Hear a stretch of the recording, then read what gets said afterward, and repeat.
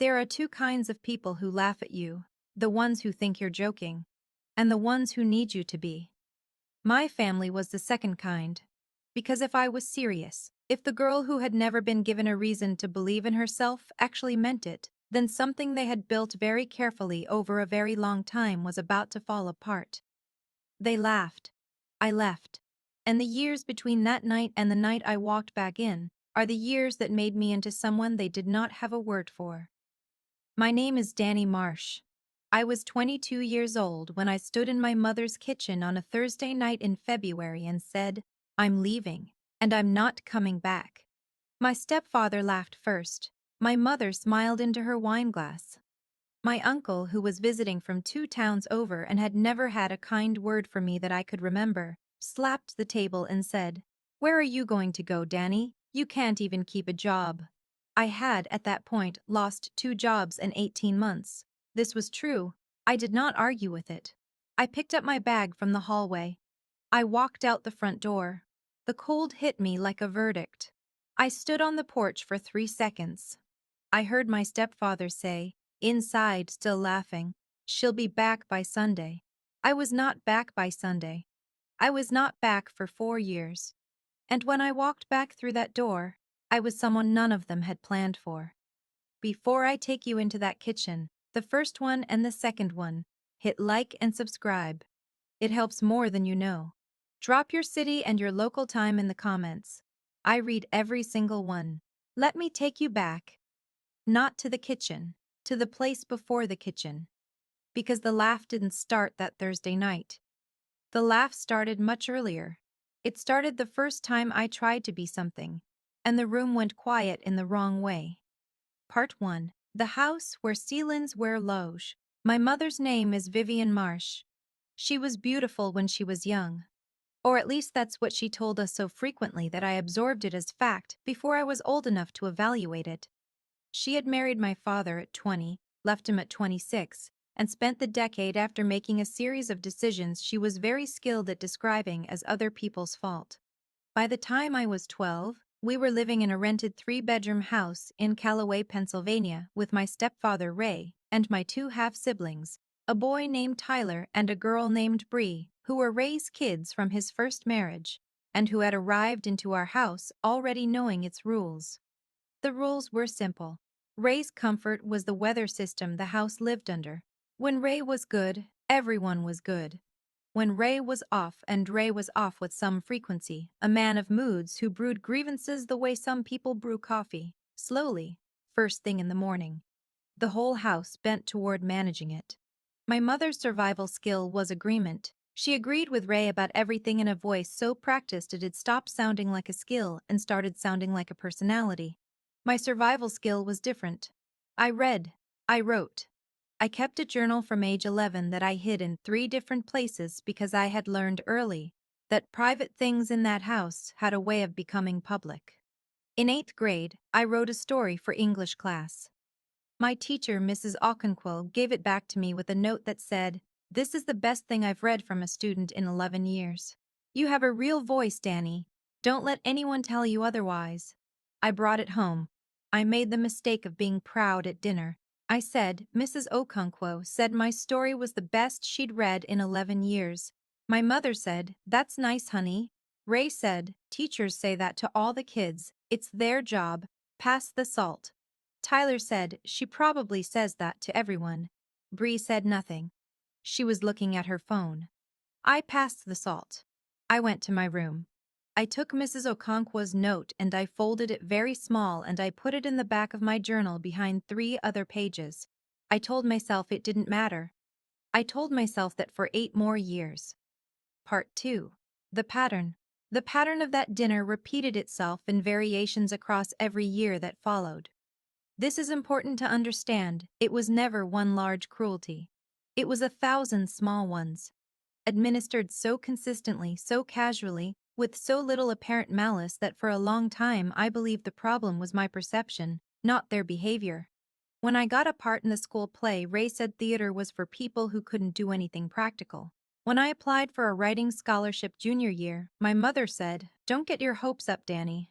You don't want to be disappointed." I didn't get the scholarship. She said, "See, I didn't want you to be hurt." She had framed the not hoping as protection, as love. It would take me years to understand that protecting someone from hope is one of the quietest forms of harm there is. I graduated high school and enrolled in a community college 30 minutes away. I was going to study communications. I was going to write. Ray said college was a scam. My mother said just don't expect too much. Tyler said, communications? What are you going to do, be on the radio? Bree said nothing.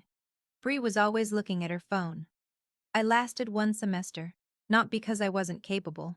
Because the commute and the part-time job and the cost of the textbooks and the way the house felt when I came home at night. The weather system of Ray's moods, my mother's practiced agreement, the low ceiling of everyone's expectations pressing down, made it impossible to sit at a desk and think. I dropped out. I got a job at a shipping warehouse. I lost it 7 months later when they downsized. I got a job at a grocery store. I lost it 11 months after that when the store closed. 2 jobs in 18 months. This became the family shorthand for who I was.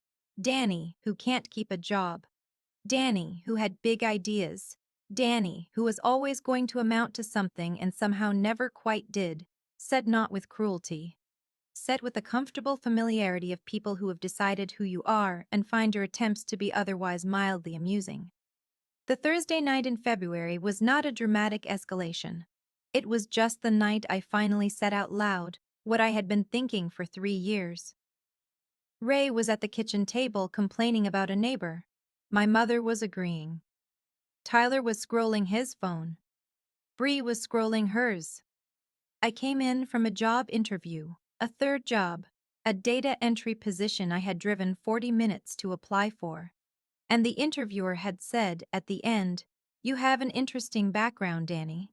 I have to be honest, I'm not sure what the through line is. I drove home. I walked into the kitchen. Ray looked up and said, "How'd it go?" I said, "They didn't think my background had a through line." He laughed.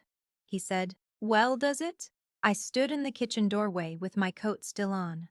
I thought about Mrs. Okonkwo's note folded behind 3 pages of my journal. I thought about the scholarship I hadn't applied for because I'd been told not to hope. I thought about the semester I had left because the ceiling was too low to think under. I said, "I'm leaving, and I'm not coming back." My stepfather laughed first. My mother smiled into her wineglass. My uncle, visiting from 2 towns over. "Where are you going to go, Danny? You can't even keep a job." I picked up my bag. I walked out. The cold hit me like a verdict. Behind me, through the door, "She'll be back by Sunday." I was not back by Sunday. Part 3. The first year I drove to Pittsburgh. Not because I had a plan. Because it was the largest city within 2 hours, and I had $83 in my bank account and a car that needed an oil change. And if I was going to figure out what a through line looked like, I was going to need more room than Callaway, Pennsylvania could provide. I slept on a friend's couch for 3 weeks. Her name was Priya, and she had moved to Pittsburgh 2 years earlier, and she was the kind of person who said, "Of course," before you finished the sentence, which is the rarest and most valuable kind of person. She said, "Stay as long as you need. Figure out the next step. I have decent coffee and a mean cat. Both are at your disposal." I got a job within a week. A cafe on the north side. 6 a.m. starts, the kind of tired that lives in your feet. Tips that varied wildly based on the weather and the mood of the morning rush. I worked it for 4 months. On my days off, I wrote. I had started keeping the journal again, seriously this time. Not the hiding things from Ray journal, but the actual writing journal. The one where I worked at sentences the way Mrs. Okonkwo had taught me to, where I revised and reconsidered and asked myself if every word was earning its place. I wrote about Callaway. I wrote about the low ceiling house. I wrote about my mother's practiced agreement and Ray's morning moods and the scholarship I had not applied for. I did not write with bitterness. Bitterness would have made bad work. I wrote with precision. Because precision was the thing I had always had, even in the warehouse, even at the grocery store, even in the job interview where the man had said there was no through line. The through line had always been there. It was the watching, the noting, the filing away of exact details for later use. I just hadn't known yet what the use was. Part 4. Ellen. 4 months into the cafe job, a woman came in on a Tuesday morning and sat at the corner table for 3 hours with a laptop and a cold brew, and the focused stillness of someone doing real work. She came back Wednesday, Thursday, Friday. On Friday, I said, "You're here a lot." She said, "The Wi-Fi at my office is a disaster. Also, your cold brew is better. Don't tell my office." I said, "What do you do?" She said, "I run a content agency. We write for brands. Web copy, long form, editorial. It sounds less interesting than it is." I said, "It sounds exactly as interesting as it is." She looked up from her laptop. She said, "Do you write?"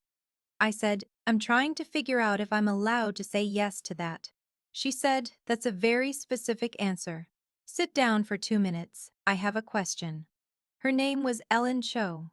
She was 38. She had started her agency 4 years earlier out of a studio apartment with 2 clients and a website she had built herself. She now had 11 full-time writers and a client list she described as deliberately small and deliberately well-paying. She said, "Show me something you've written." "Anything. I don't care what it is." I pulled up 3 paragraphs from my journal on my phone. I handed it to her. She read. She handed it back. She said, "You write like someone who has been paying very close attention for a long time. That's not a skill you can teach. It's either there or it isn't." I said, "My 8th grade teacher said something like that." She said, "Your 8th grade teacher was right. Do you want a job?" I said, "I have a job." She looked at the cafe around us.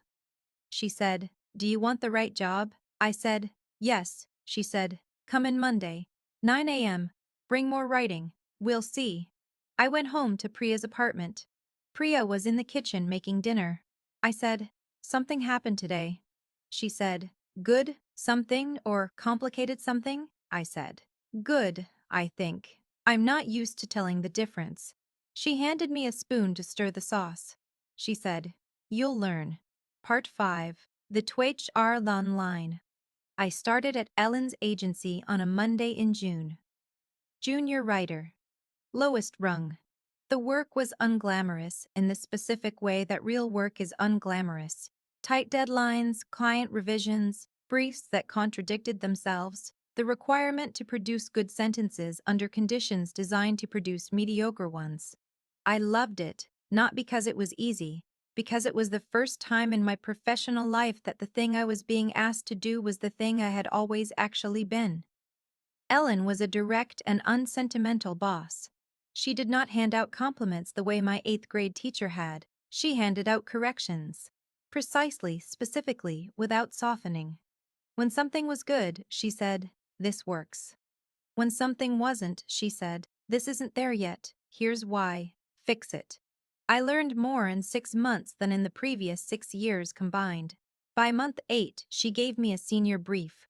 By month 12, I had a byline on a piece that ran in a trade publication with 80,000 readers. I sent Priya the link. Priya sent back 17 exclamation points. I called no one in Callaway. My mother had texted twice in the first month after I left. "Are you okay? Ray wants you to know the offer stands to come back." I had read both texts. I had not responded. Not from cruelty. From necessity. The low-ceiling house had a gravitational pull I could still feel from 2 hours away. The pull was not drama or anger. It was familiarity, the specific comfort of being known, even when the knowing was wrong. I could not afford comfort that cost that much. Not yet. I kept my head down. I wrote. I got better. If someone in your life ever laughed at a dream you said out loud, drop the word fuel in the comments. I want to know how many of us there are. I'll be there tonight. Part 6. The Years. Here is what 4 years looks like when you are building something from nothing. Year 1. Junior writer, shared apartment. Ramen and rice and the specific pride of paying your own rent for the first time in your life. Year 2. Senior writer, a studio apartment of my own. A byline that started opening doors. the beginning of a small freelance client list on weekends. Year 3. Ellen made me an editorial director. I was 25. The offer came on a Thursday morning over cold brew at the corner table where I had handed her 3 paragraphs on my phone, and she had said, "This is either there or it isn't." She said, "You've earned this. Don't shrink from it." I said, "I've been practicing not shrinking." She said, "I've noticed. It's working." Year 4. I had built a freelance roster alongside the agency work, brand voice consulting, editorial strategy, long-form writing for 4 clients who had found me through the bylines, through the agency work, through the particular way that good work generates its own gravity when you produce it consistently over time. The through line, it turned out, had always been there. The man in the job interview had just been looking in the wrong direction. My income in year 4 was 3 times what it had been in the warehouse. My savings account had a number in it that would have been unrecognizable to the girl who had driven to Pittsburgh with $83 and a car that needed an oil change. I had an apartment I had decorated myself, a bookshelf I had filled myself, a desk by the window with a lamp that I had chosen specifically because it reminded me of what it felt like to do work I meant. I had Priya, who had become something more accurate than a friend, a person who had watched the whole construction and never once suggested it wasn't possible. I had Ellen, who texted me articles on Tuesday mornings without commentary, which was her specific language for "I thought of you, and that matters." I had a life I had built from a parking lot exit after a job interview and a kitchen full of people laughing. I was 26 years old. And on a Tuesday morning in October, my mother called. Part 7. The call I answered because I had been waiting for the version of myself who could. She said, "Nora, Danny, I'm sorry, I always Danny." I said, "Hi, Mom." She said, are you well?" I said, "Yes, I'm well." A long silence. She said, "I heard from Priya's mother that you're doing well. That you have a career. A real one." I said, "Yes." She said, "I want to see you. I know I don't. I know I haven't earned that. Ray is. Things are different now. I want to see you." I sat at my desk by the window. The lamp was on. Outside, Pittsburgh in October, leaves and gray sky and the particular light of a city that has decided to keep going. I said, "Mom, why are things different now?" She said, "Ray left 8 months ago. Tyler moved back with his mother. Bree is in Columbus. It's just me in the house. And it's very quiet. And I've had a lot of time to think." I said, "What have you thought about?" She said, "About how I let that house be a certain way. About how I was so busy managing Ray's moods that I forgot to see you, Danny. I know that's not enough." "I know sorry isn't," I said, "Mom." She stopped. I said, "I will come. I need you to understand some things before I do. I am not coming back to who I was. I am not available to be managed or diminished or laughed at. I am coming as who I am now, and who I am now takes up space. If you can be okay with that, I will come." A long silence. She said, "I can be okay with that." She said it quietly, without performance. It was the first thing I had ever heard her say that sounded entirely like her own voice. I said, "Okay, I'll come Saturday." Part 8. Walking back in. I drove to Callaway on a Saturday morning. The drive was 40 minutes. I had made it 100 times in my life going in the other direction. This direction felt different, not nervous, oriented. The way you feel when you know exactly where you're going and exactly who is doing the going. The house looked smaller. This is the thing no one tells you about leaving and returning. The place doesn't shrink, you expand, and the geometry of it shifts accordingly. My mother was on the porch when I pulled in. She looked older. Not badly, just honestly. The way people look when they have stopped performing and started simply being. She said, "Danny." I said, "Hi, Mom." She hugged me. It lasted longer than I expected. She smelled like the same shampoo she had always used, and underneath it something quieter. The smell of a house where the weather system had finally passed. She said, against my shoulder, you look so." She pulled back. She looked at me. She said, I don't quite recognize you. And I mean that as the truest compliment I have ever given. I said, I know, Mom. That's the point. She laughed. A real one this time. The kind that reaches the eyes. We went inside. The kitchen looked the same and completely different. Ray's things were gone. The specific furniture of his presence. The recliner pulled to face the TV. The stack of sports magazines on the counter. The brand of beer in the refrigerator that no one else drank. All of it gone. The kitchen felt like a room that had been holding its breath for 10 years and had recently exhaled. My mother made coffee. We sat at the table. She said, "Tell me everything." And I mean that. Tell me what the last 4 years actually looked like. So I told her. The couch at Prier's. The cafe. The Tuesday morning with Ellen and 3 paragraphs on a phone. The junior brief. The senior brief. The byline with 80,000 readers. The editorial director offer on a Thursday morning. The apartment with the desk and the lamp by the window. She listened. She did not say, "Don't get your hopes up." She did not say teachers say that to all the kids. She did not smile into a wine glass. She listened the way people listen when they are trying to understand something they missed, and know it and are not making excuses for it. When I finished, she said, "I am so proud of you. I know I have not earned the right to say that yet. I'm saying it anyway, because it is true and I have kept it to myself for 4 years out of something that I thought was practicality, and I now understand was cowardice." I sat with that. I said, "Mom, I don't need you to flagellate yourself. I need you to understand what happened, and I think you do. And I think the fact that you can say it in those words, in that order, without flinching, I think that's the beginning of something." She said, "I've been seeing a therapist, twice a week, since Ray left." I said, "How is it?" She said, "Deeply uncomfortable. Apparently that means it's working." I laughed. She smiled. And for the first time in as long as I could remember, the smile reached her eyes. My uncle came by that afternoon. The one who had been at the table that Thursday night in February. The one who had said, "Where are you going to go, Danny? You can't even keep a job." He knocked. My mother let him in. He came into the kitchen. He looked at me. He looked at me. He looked again.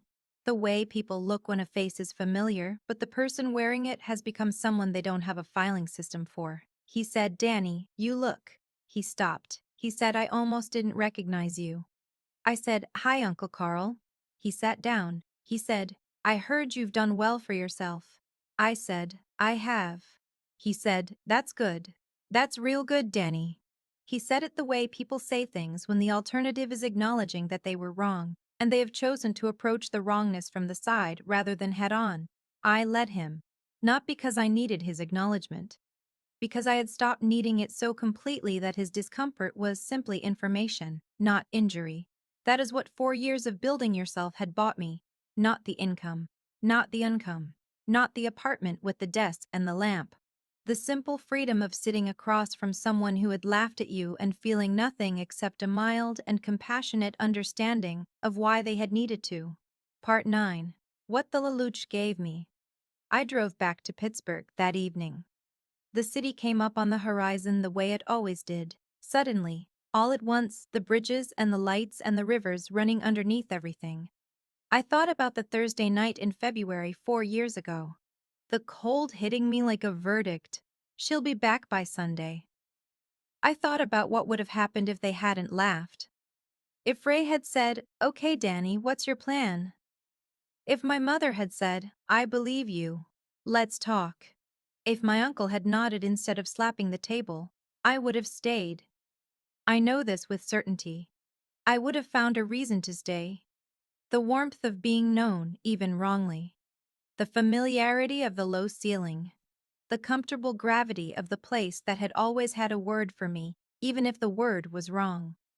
The laugh was the door. Not because it was kind, because it was final. It closed every option except the one that required me to become someone they didn't have a category for. I have thought about this a great deal. About the gifts that come disguised as wounds. About the people who love you just enough to hold you in place, and the moment their grip accidentally becomes the thing that frees you. My mother had protected me from hope for years. Ray had filled the house with the weather system I had spent my whole adolescence learning to read. My uncle had laughed at the exact right moment. None of them had meant to build me. But here I was, built. I called Priya when I got back to the apartment. She said, "How was it?" I said, "Strange, good strange." My uncle almost didn't recognize me. She said, "How did that feel?" I thought about it. I said, "Like finishing a sentence I started 4 years ago." She said, "That's a very writer thing to say." I said, "Occupational hazard." She said, "Are you going to go back?" I thought about my mother on the porch. The shampoo smell and the honest face and the smile that had finally reached her eyes. The therapist, twice a week. The deeply uncomfortable thing that was apparently working. I said, "Yeah, I think I'm going to go back. Not to what it was, to what it's becoming. Those are different things, and I think she finally knows that." Priya said, "Your dad would have liked that distinction. My father had died when I was 8. Priya had heard enough about him over 4 years to have built her own sense of him." I said, "Yeah, he was a precise man. He would have appreciated a precise distinction." She said, "You get it from somewhere." I said, "I get it from a lot of somewheres. Mrs. Okonkwo, Ellen, you. $83 and the car that needed an oil change." She laughed. I hung up. I sat at my desk. The lamp was on. Outside, Pittsburgh at night. I opened my laptop. I started writing. The following Tuesday, Ellen forwarded me an article about a writer who had built a career from nothing and said in an interview that the best thing that ever happened to her was the moment someone told her she couldn't. Ellen's text said only, "Reminded me of someone." I wrote back, "I know exactly who." She replied, "So do I." Part 10, The Twerf Line, April. 2.5 years after walking back through the door. My mother and I talked every Sunday now. She had finished her second year of therapy. She had taken a part-time job at a library, which suited her in ways she was still, slowly, discovering. She said once, on a Sunday call, "I think I've been a reader my whole life who was too scared to admit it, because reading meant thinking, and thinking meant noticing things. And noticing things meant I'd have to do something about what I noticed." I said, "That's one of the most self-aware things I've ever heard you say." She said, "My therapist is very good. She would like you. She has read 2 of your pieces." I said, "You showed her my work?" She said, "I show everyone your work, Danny. I have for 2 years. I know I don't get credit for it. I'm doing it anyway. It's the least I can do." I sat with that. I said, "Mom, you get credit. Not for everything, but you get some." She was quiet. Then, "Thank you." Ellen made me a partner at the agency that spring. She told me on a Thursday morning. Cold brew, corner table, laptop open. She said, "You've been building this place with me for 4 years. It's time you owned part of what you built." I said, "Ellen." She said, "Don't do the thing where you're surprised. You knew this was coming. You're too precise not to have seen it." I said, "I saw it. I just didn't want to assume." She said, "Stop not assuming things you've earned. That's the work for the next 4 years, the assuming." I thought about the girl who had hidden Mrs. Okonkwo's note behind 3 pages of a journal. The girl who had not applied for the scholarship because she had been told not to hope. The girl who had stood in a kitchen with her coat on and said, "I'm leaving," and been laughed at. I said, "I'm working on it." She said, "I know. I've been watching." At my desk that evening, the lamp on, Pittsburgh going blue outside the window, I opened my laptop. I found the document I had started 4 years ago on Priya's couch during the first week in the city. The beginning of a piece I had never finished. I read the first line. "There are 2 kinds of people who laugh at you. The ones who think you're joking, and the ones who need you to be." I read it twice. Then I kept writing. "If you made it this far, thank you. I mean that entirely. I know some of you recognize the low-ceiling house. The dinner table we're trying was embarrassing. The room full of people who needed you to be small, because you're being large rearranged something they had built around your smallness. Drop one word in the comments. Just one. The word you would have said on